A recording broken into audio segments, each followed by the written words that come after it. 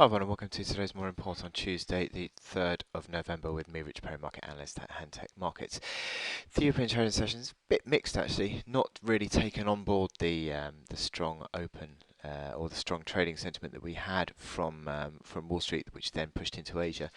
Decent runs higher in the Asian markets overnight, but we didn't really get that follow through into the European session.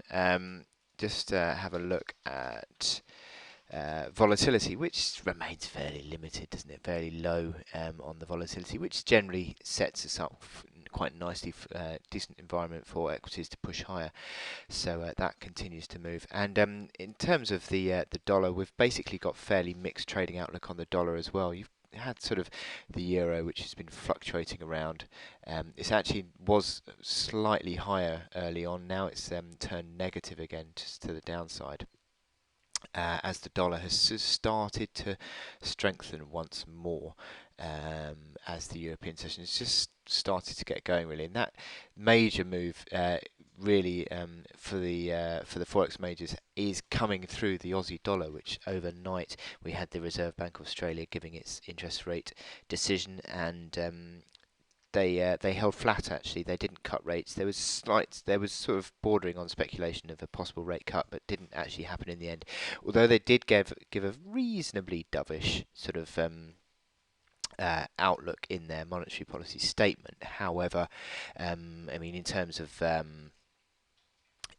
sort of talking about inflation possibly coming through as a bit of an issue that could well mean that they might need to cut rates, and that sort of hasn't really had much of an impact in terms of the downside. I mean, the markets has sort of just pared back expectations of a possible rate cut in 2015 now. So that's why the Aussie initially late on in the Asian session, the Aussie was trading about 1% higher, but it's now sort of come back to around about 0.5% higher. So it's interesting that that move's happened as the dollar has strengthened, but not too much other than that going on. We've really got the data to look forward to today, which is. I mean, it's very slight bit of UK data. Construction PMI. It's only about 5-6% of the UK economy, so nothing too significant in terms of how it affects sterling. But the expectation is that it's going to come in around about level with last month, 58.8, just down from 58.9. But the big data for today is the factory orders for the states. Factory orders for the States have been pretty disappointing in recent months, and if you actually see in this month-on-month chart here, you've got if it comes in at the expectations of negative 0.9 on the month, that would be 9 of the past 12 months it would have been negative on the month. So that would continue that trend, and the factory orders continues to remain a bit of an issue because you'd want to see sort of factories starting to pick up, because that would sort of give you an idea of economic development as well. So it would be it's a bit of a disappointing number there for the Fed in terms of its expectations of a rate hike if it comes in at negative 0.9% today. That's at 3 o'clock. But my chart of the day is the euro sterling actually, and what we have had in sort of last 3 weeks or so is a significant actually selling pressure coming through the euro sterling, as the euro has come under pressure from that strengthening dollar, but the sterling has actually pushed higher against the dollar. So euro sterling itself has uh, just fallen away quite sharply. And look at this actually within this trading band.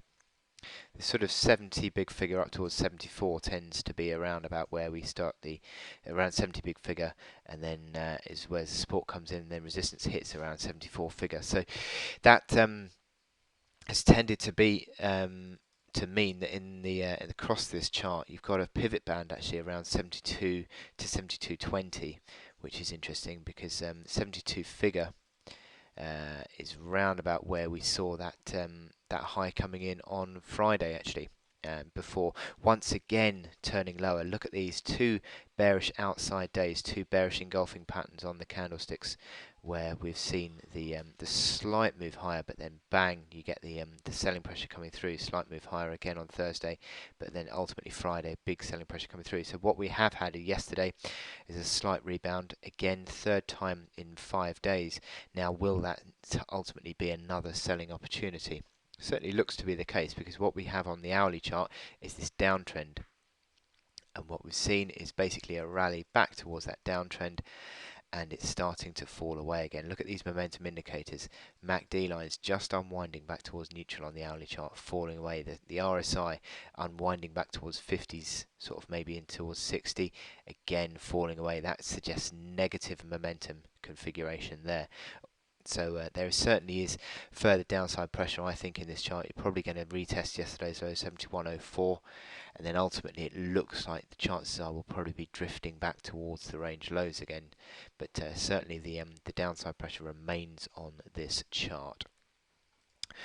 So in terms of your resistance band, well, I've got in here around about that 72 figure mark, certainly around where the resistance comes in, and I think that would be certainly, if you started to see a recovery and a move back above 72 figure, I think that would be certainly a suggestion that maybe the near-term momentum at least would have turned around and turned more positive. But at the moment, certainly everything is pointing lower on this euro sterling. So I wish you good luck in your trading today, and I will speak to you later.